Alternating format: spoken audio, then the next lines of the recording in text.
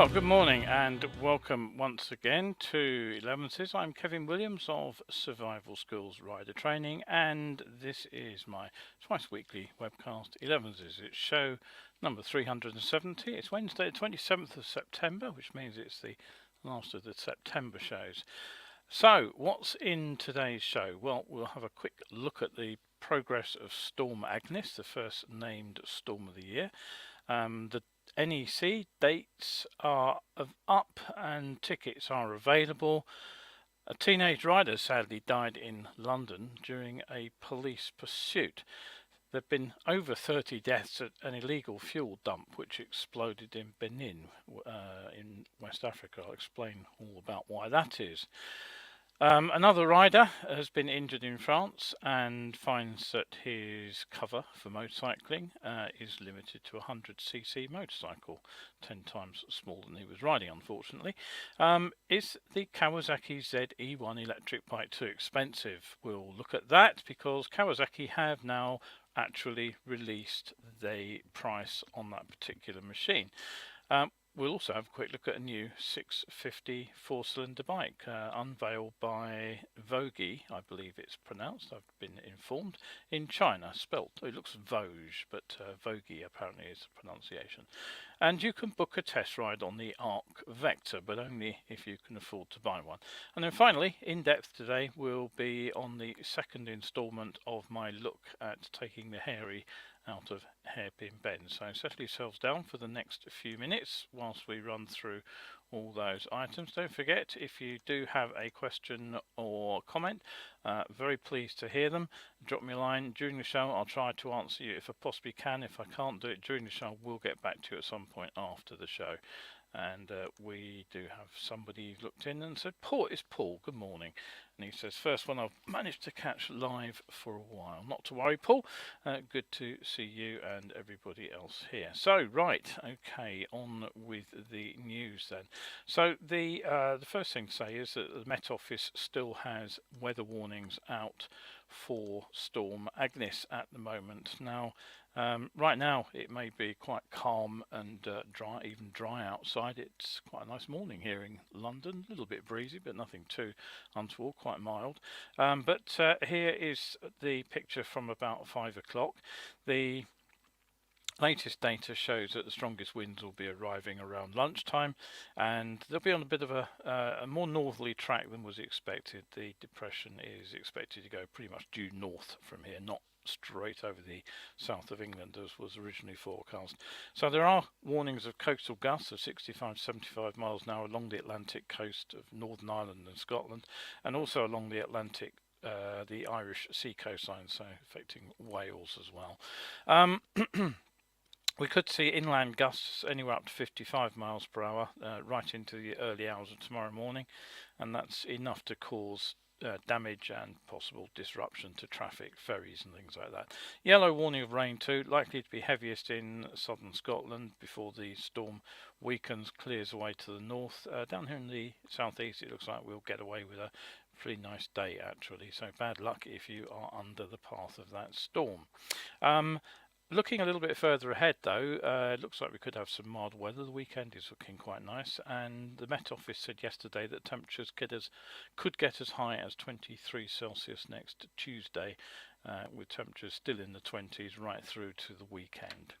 Long range forecast, well, for October they say temperatures expected to be close to or slightly above average for the period. Some more dry settled periods likely until the middle of the month. And that's always good news, extending the riding season a little. So, great stuff. Right, a date for the diary too. The NEC Motorcycle Live Show is back at Birmingham, and it's from the 18th to the 26th of November. Now, the show is said to feature the latest lineup from 45 plus manufacturers. You get opportunities to ride things, all ages and abilities. There's live entertainment on the Black Horse stage and what they describe as a bustling retail area. Now, this is quite interesting because I didn't know this. If you book more than 10 tickets to the show in one go, you can get a 10% discount on the ticket price. And the important thing is that not everybody has to go in the party on the same day. So if you are a member of a motorcycle club or something, you can book a block book tickets and hand them out to individuals. And if you pay on Barclaycard, you get an extra 5% off too, by the way.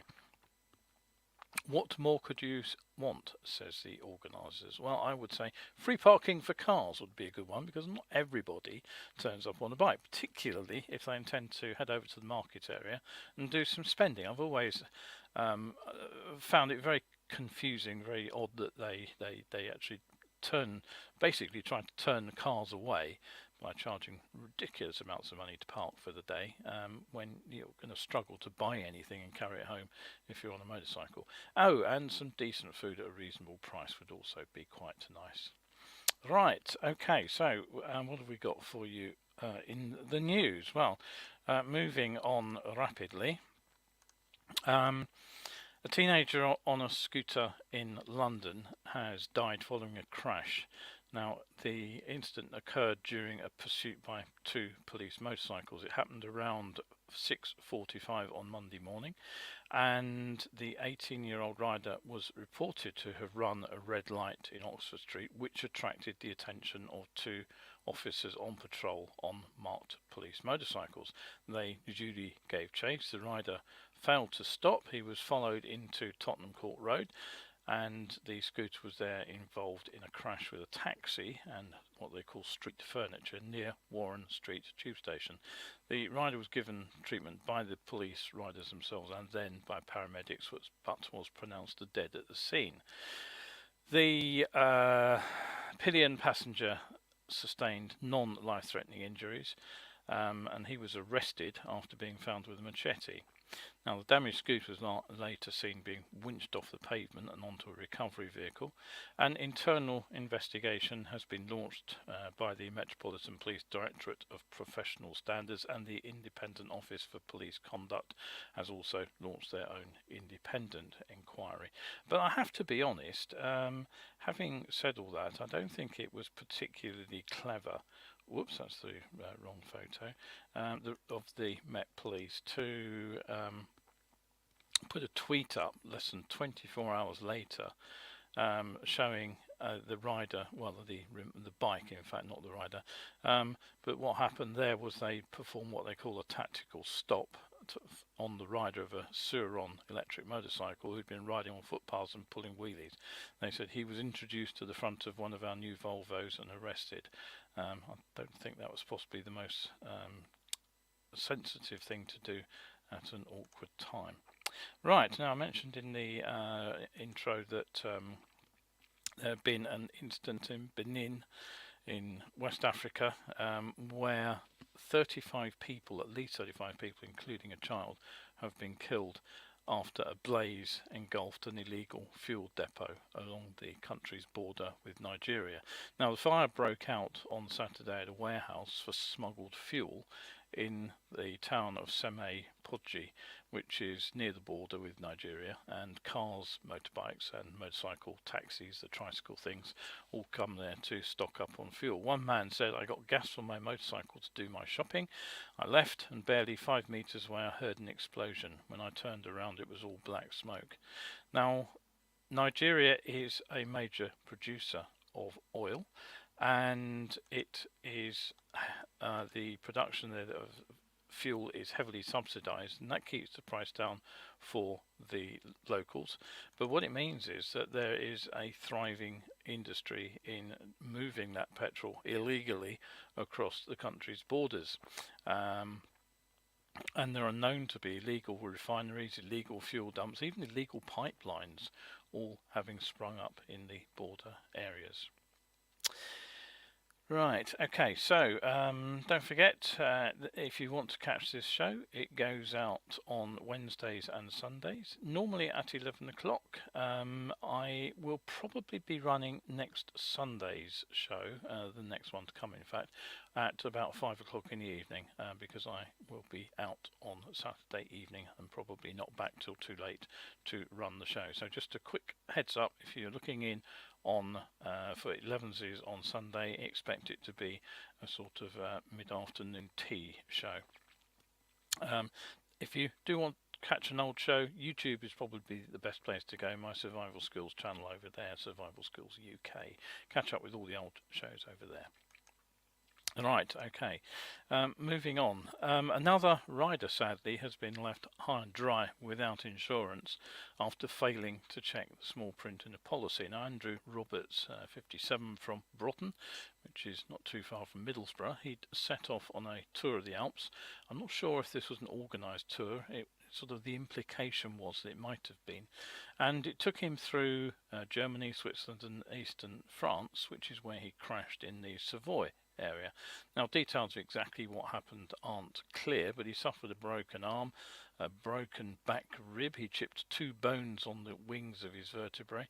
He pulled ligaments in his pelvis, and he was operated on for his injuries and hospitalised for a week in Albertville. Now, that is, you probably remember from the Winter Olympics that were held there a number of years ago in the edges of in the Alps. So his daughters had to set up a fundraising page to bring their father home by private ambulance to a local hospital, and it appears that the travel insurance did not play out due to the plan only covering motorcycles under 100 cc's, whilst he was in fact riding a Triumph Tiger 1200 by the look of things. Now, this is the second incident this year of this kind, so remember, if you are setting up a tour involving a motorcycle, do check that the policies that you're taking out to cover you for hospitalisation and recovery following a motorcycle crash actually cover motorcycling on the size of bike that you are going to be riding. Right, still to come in today's show, we have stories about the Kawasaki Z1 electric bike. The price has just been announced. We'll be looking at a new 654 unveiled in China by Voge. We'll have a look at what ARC are doing with their test ride program, and then finally we'll be looking at hairpin bends, second of 3 installments on that little technical problem for riders. So, okay, on with the bikes. Now, Kawasaki have just confirmed the price of their Learner Legal ZE1 Naked. Now, this is, as you probably know, the first electric motorcycle of any size from mainstream manufacturers. There are plenty of other electric motorcycles around from startups and imported from China. But get ready to dig deep if you want one of these Kawasaki's, because the bike is priced at a fairly wallet-emptying £7,799. Ouch, is all I can say to that. Be interested to hear what you have to say about that price. Now, the bike's claimed range is 45 miles or 72 kilometres on what's called the World Motorcycle Driving Cycle, which is an officially designed test which is said to represent real-world driving conditions. Now, last week I said that given the tiny size of the batteries that are fitted to that bike, I'd be surprised if the machine made it that far. I suggested the absolute best possible range would probably be closer to 30 miles per fill-up. Now, it seems that I was actually fairly close with my guess. MCN have now road tested the bike, and they found that, quote, riding in a spirited manner in road mode for the most part of our 29 kilometre test loop, I started with the battery power at 97%, with the tank dropping to 16 kilometres of charge left at the end. So that's 45 kilometres or 28 miles. Which is almost bang on what I basically predicted. Now, with the best will in the world, and I do want electric motorcycles to succeed, I've ridden a Zero, a couple of Zeros. I think they are great fun things to ride. If the price was right, I'd certainly be happy to have one. But the trouble is, who is going to pay £8,000 for a bike with a top speed of 60 miles per hour, which it can only hold for 15 seconds? That's the other thing that came out in the latest news. The rev limiter, or the power limiter on the motor, Keep It Cool, basically drops it back to its top speed of 53 miles per hour on the limiter after 15 seconds of the high speed boost. Where are you going to ride it? And frankly, how far are you going to ride it? This bike would actually struggle to get from one side of London's expanded ULEZ zone to the other. Now, what could you buy for the money? Well, for £7,139, you could walk out of a showroom with a brand new Z650. stump up an extra £2,000 and you can ride off on a Z900. It's got 10 times the ZE1's 12 horsepower output.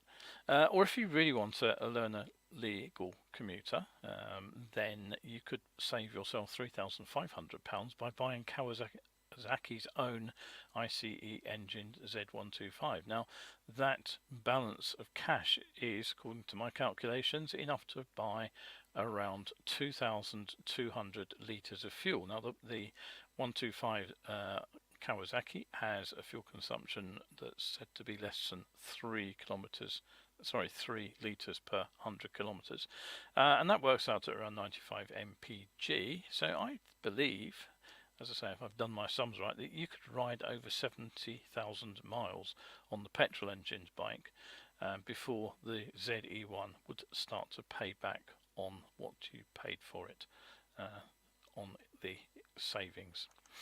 Right, okay, and that's not even, of course, calculating in how much the electricity costs for charging the bike. So, I'm not convinced at all about that machine. Let me know what you think. I think they've really missed the mark with it. Right, okay, petrol engine bike from China, another machine. This one is a 4-cylinder engine. Now, Voge, Voge as I pronounced it previously, I believe it's now I've been pronouncing it incorrectly.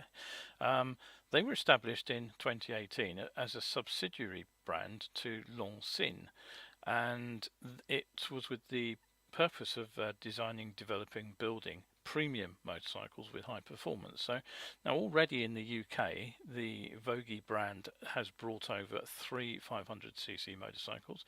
Now, but they are based around what appears to be a development of Honda's 471 parallel twin engine, and they also have a 650 single that shares the BMW single cylinder motor, which was actually developed by Longsin for the Bavarian company, and they're all available to A2 license holders. So what's new? Well, this is what's new. This is the Voge RR660 Infinity, and it definitely shifts things up a notch.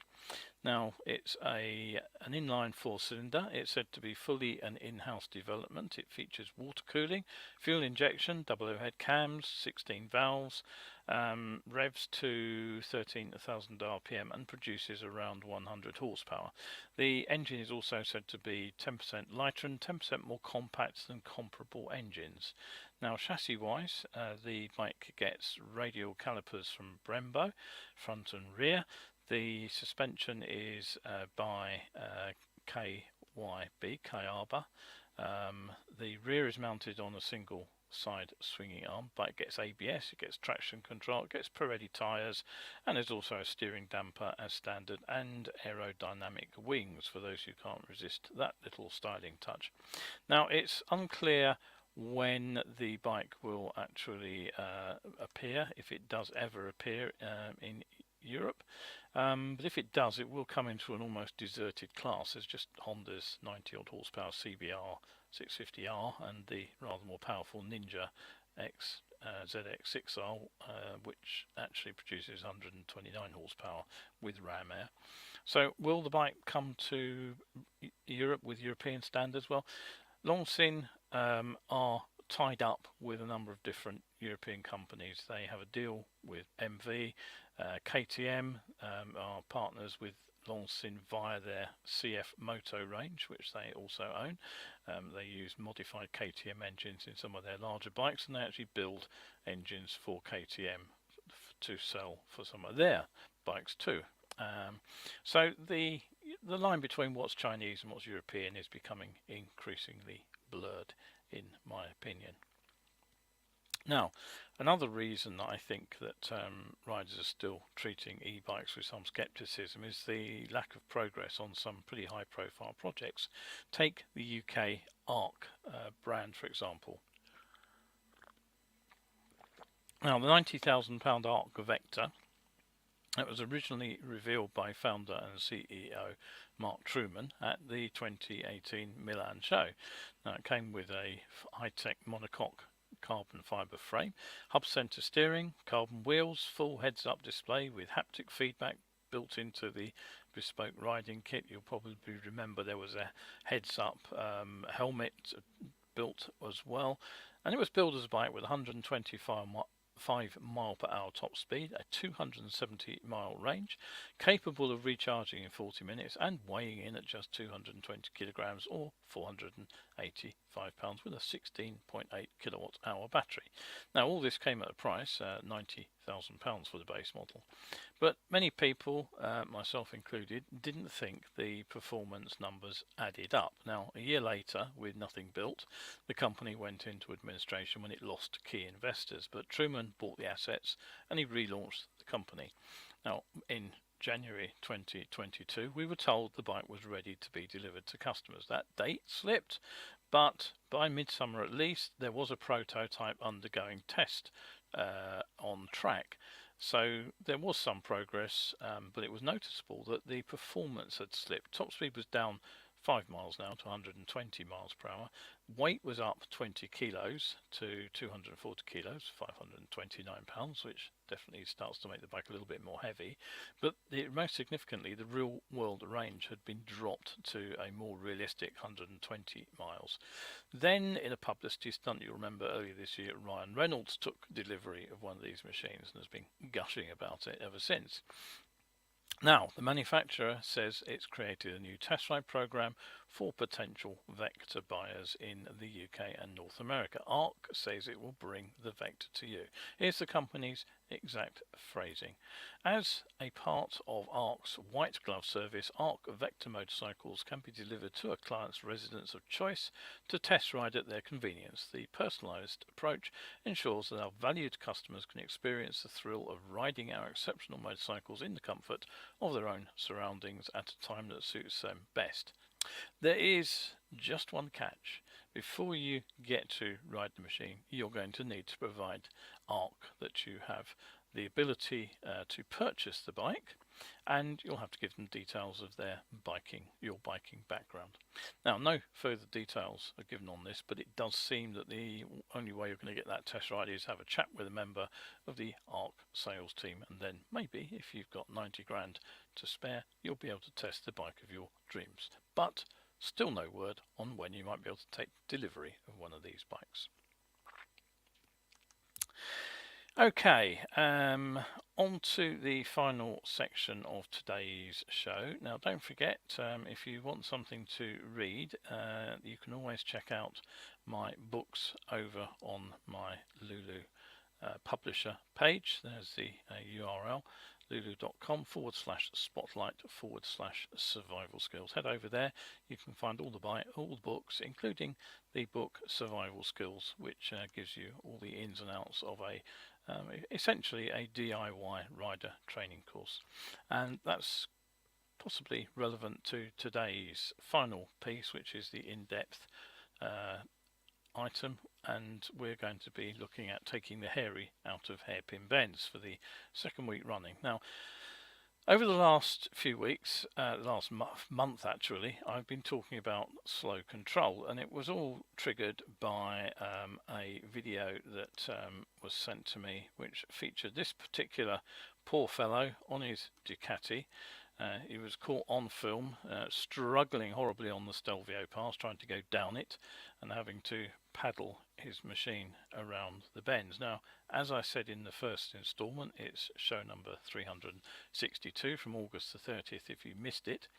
If there's one riding weakness that's really hard to conceal, it is poor slow riding skills. So over the last few weeks, what I've done is I've brought you a series of shows. First of all, I talked you through the basic dynamics of how a machine handles when moving slowly. I've tried to explain the technical skills that the rider uses to keep it balanced. I've given you some simple but highly practical exercises that will help you get to grips with slow control if your turns aren't too hot. And last week I talked about how to approach uphill hairpins. So if you missed that, head to YouTube. It's show number 378. Now, I was originally planning to move on to going downhill today, but I'm actually going to squeeze an extra section in. And this is about how to get around the middle part of the hairpin, because this is where things often go wrong. It doesn't matter whether you're going uphill or downhill. Now, a few days ago, Adrian sent me a link to a video shot on the Stelvio Pass with a couple of riders toppling over. Judging by the way the guy was standing there filming things, I suspect it's a popular place to watch riders falling off. So let's just watch the first clip.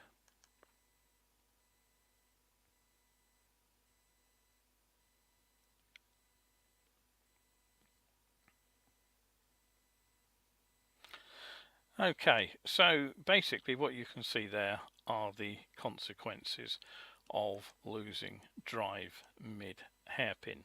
As the rider starts to lose his balance, you can see he drops a foot, which then waves around rather ineffectually in mid-air before the bike falls on its side. Now, there's a reason that the rider can't get his foot down, and that's because of something that Kevin mentioned last week, which is a difference between U-turns practiced in a car park or and on the road, particularly hairpins here. And this is the camber. The surface drops away on the rider's right towards the wall in the middle of the hairpin bend there. Now you'll actually find two types of camber on corners. The first is what they call crown camber, which is where the road rises to the middle and then slopes away to either side. Again, it's another reason to keep away from extreme edges of the lane. But some roads have what's called super elevation, where the entire road surface slopes inwards. This helps add grip for cornering. So super elevation is like that. Basically the whole road tilts. So as you go through a series of bends, you'll find the whole road will tilt and it will reverse tilt as you go through the corner. So it slopes to add grip. Now, the only way you know which is going to come in front of you at the next bend is to actually approach and give yourself time to look at it. So have a look at the road surface on your approach. It's another very, very good reason for what I was talking about earlier. Get your speed down early. So why did the rider actually lose balance? Why did he lose? The answer is he lost drive at the critical point. He was at the steepest part of the turn there. He was really close to the wall and the bike had no drive, and once it had no drive it toppled into the bend, and that's when he couldn't get his foot down. Now, as I said right back at the beginning of this mini-series, the key to slow control is not to ride too slowly. Now remember that even upright, a motorcycle only has dynamic balance if it's travelling at the absolute minimum of a brisk walking pace. You know, riders with good balance can ride very, very slowly indeed, but essentially at those speeds the bike is unstable. It's the rider keeping upright. It's much easier if we keep a little bit more pace on the bike and then the bike is balancing itself. Now the same applies on a tight bend, but in spades, because to turn the bike will be leaning over. So if we lose balance now, the bike falls over sideways, as we just seen in that video. So paradoxically, the key to balancing a bike in any bend is not to ride too slowly, but to ride quickly enough to stay balanced, and then you use lean angle to lean the bike into a corner and get round it.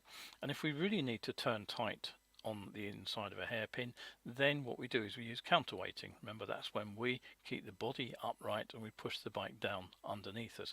That's what gets the bike round really tight corners and not slowing down to a crawl. So, okay, having explained it was lack of drive that caused the rider here to lose his balance, why did he lose his drive? Well, it seems, according to the explanation that came with the video, he selected neutral by mistake. And this is something else I mentioned last week. Getting all the slowing down done good and early, upright way before you get to the bend. Then you can select the right gear to get around the bend, also whilst upright before you even begin to enter the corner. Now, it's absolutely vital not to try to change gear mid-hairpin, because the steep upward slope, the minute you pull that clutch in, even if you are quick about it, the bike will lose forward momentum very, very rapidly indeed because of the slope. And that means the bike will stop pretty much dead, and then it'll start to topple over, even if you do manage to get the bike into a lower gear. If you don't, then the results are as we've just seen. So getting all this sorted early allows you to drive the bike into the bend with some positive throttle, because that's what's needed to overcome this steep slope mid part of the hairpin. Now remember, slip the clutch if you need to. I've seen riders stall mid hairpin because they tried to drive round it on the throttle alone, and the speed dropped too low, the engine sort of stuttered, and then it stalled. And don't try to change gear either if you find you're in a gear too high. You can slip the clutch in higher gears, second, even third if you need to. It's a fudge, but it's a fudge that will get you round that particular hairpin bend. Just make a better gear choice next time. Now the other thing I should probably have mentioned last week was how to pick a line around the hairpin. Now a very common error on these bends is to try to round out a corner with a mid corner apex. Just watch the line the rider was trying to take again.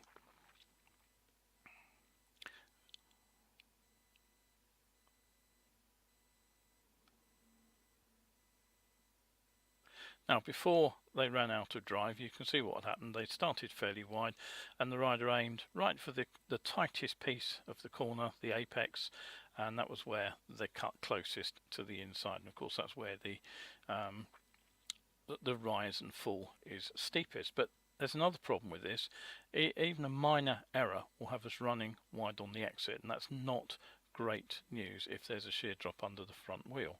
So even if the rider had managed to get around this corner, this line would actually start to take us wide towards traffic coming the other way.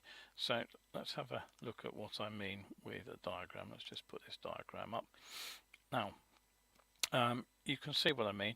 If you turn in on the red line, turn in too early into a corner, you will run wide inevitably in the second half of the bend. But even if you try to come in to the midpoint of the apex, your outline is still going to take you right out very close to the center line. So there's a better way to do that, and this is to take the green line on the diagram here. You can see the rider follows the center line around the corner. We're obviously riding on the right hand side of the road here, as we were in that picture, and the idea is that what you do is you stay out on the outside of the corner out here until you can genuinely see where the road goes next. Ideally you wait till you can see both sides of the next uphill section of the road, and that way you'll see what's coming towards you, whether you need to get out of the way. But you'll notice again that the line out here, the steepest part of the corner, you are well away from the inside of the turn. Here's the steepest bit of camber, and this is where the bike is out here. You only turn in part way round the corner, and then you've got much more of a choice about the line that you're doing. Now this is the late apex line. It's what I teach for all cornering basically, but it works on hairpins too, because it helps us avoid cutting into the corner too early, running wide on the way out, and on this hairpin it also keeps us off the steeper bit of the turn. So here are some points to consider. Firstly, get the slowing down good and early, and make sure that you're back on the power before the bend actually starts. Nice and early on the power, and then you can use the bike to drive through the bend. Remember the back's brake is there also to fine tune the speed, and that'll help us stay on that wide line around the outside of the lane. Now secondly, when we ride into the bend, we stay on that wide line, and the aim is to take an apex, the point where we get closest to the inside of the corner, late, right round the corner, and that means that bike is more upright as we pass the steepest part of the hairpin, and when it leans over further, it's as we're coming back onto the gentle slope. And three, what we're looking to do is aim for the point where we've got a view of both sides of the road ahead, and that'll help avoid turning in too early. So as you can see, the idea is it keeps us away from the inside apex of the hairpin, the exact point that the rider lost the balance there. As I said, it's exactly the same technique I'd use on any blind corner. Hairpins are simply bends. They happen to be on a slope and they happen to go on rather longer than the average corner, but otherwise they have exactly the same shape and format. They are basically the same three reference points: the entry, where the bend forces us to steer or run out of the road; the turning point, where we decide whether or not we're going to straighten out the final part of the corner; and the exit, where we're pointed upright, aimed where we want to go next, and can open the throttle. Now, of course, this technique works on both sides of the white line, but you may have spotted that I said the turn-in is where we angle into the bend, and I said it's optional, because if we're on the outside of the hairpin coming the other way, then traffic may force us to stay wide all the way around the bend. So what if we encounter a vehicle coming down the hill as we go up it? Well, we have to avoid it, that's obvious, but it means we actually have to look to see what's coming first. So let's have a look at the second clip from the video I was sent.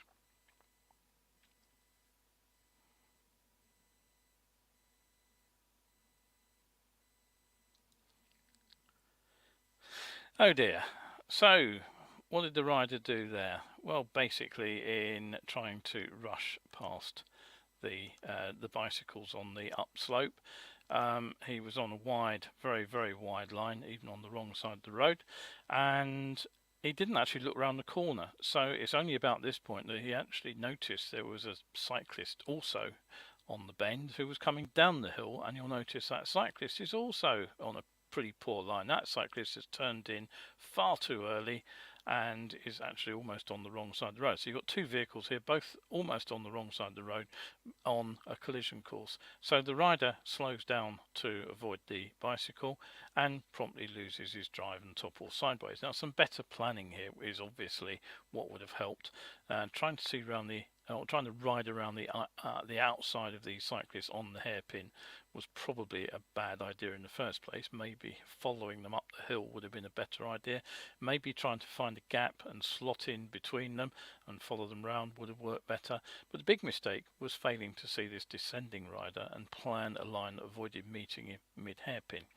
So my final tip for the day is to remember that any riding skill that we learn solo is good, but we also have to be certain we can use that skill riding two up, particularly when we're loaded with gear, as we often are when we're on holiday, because the bike, even a scooter like this, will respond very differently loaded up. It will respond differently with a passenger on. So the best time to discover this is not half up and down the mountain, but actually to go off loaded up with your passenger and just try some of the gentle exercises that I've already given you in the car park where you are safe. So, okay, if you want the link to the full video, this is it. I'll just pop it up for you in a moment. It features the two motorcycle crashes that I mentioned, but also there's an interesting moment as a camper driver gets it wrong too. Apexes far too early and grounds out the back of his camper. So that is pretty much it for today. As I say, ridden well, these bends are a lot of fun. I mean, I like hairpin bends generally. Mountain roads are great fun, fantastic scenery, but challenging to ride. And it is, we have to admit that things will go wrong very easily on a challenging road if we're not careful. Just pitching up to a hairpin, just pitching up to a mountain road and hoping for the best is never going to end well, particularly on a narrow and increasingly busy road like the Stelvio Pass. So next week we'll come back to the final point, which is descending around hairpin bends, which I meant to do today, but as I said, I've added an extra session for you today. So that will be next week's show on Wednesday, so do look in if you possibly can, and I'll also explain why you shouldn't be trail braking into a downhill bend. So if you're out there on the bike today, remember the weather, just keep an eye on it wherever you are, but up in the northwest it looks like it's going to be bad, so do be careful if you are out on the bike today. But otherwise, thank you once again for looking in. If you've got any comments, anything you want to say about the videos here that we've just seen on the hairpin bend, love to hear from you. And if you are out there on the bike today, do stay shiny side up.